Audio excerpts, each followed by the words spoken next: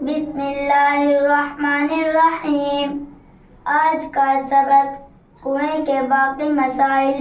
سوال نمبر 1، اگر کنویں میں کبوتر یا چڑیا کی بیٹ گر جائے تو اس کا کیا حکم ہے؟ جواب نمبر 1، کبوتر اور چڑیا کی بیٹ یا اونٹ بکری بھیڑ کی 2-4 مینگنیوں سے کنواں ناپاک نہیں ہوتا۔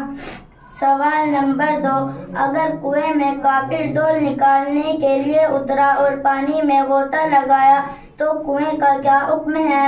جواب نمبر 2، اگر اس کافر کنویں میں اترنے سے پہلے نہلا دیا جائے اور پاک کپڑا سبتر پر باندھ کر کنویں میں اترے تو کنواں پاک ہے، اور اترنے سے پہلے نہیں نہایا اور اپنے مستعمل کپڑے کے ساتھ اترا تو کنواں سارا پانی نکالا جائے گا، کیونکہ کافروں کا بدن اور کپڑا اکثر ناپاک ہی رہتا ہے۔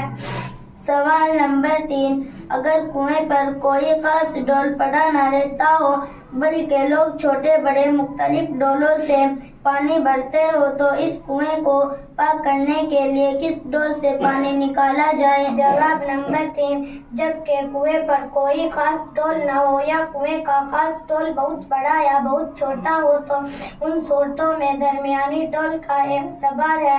درمیانی ڈول وہ ہے جس میں 80 انگریزی روپیہ بھر کے سیر سے 3.5 سیر پانی سماتا ہو۔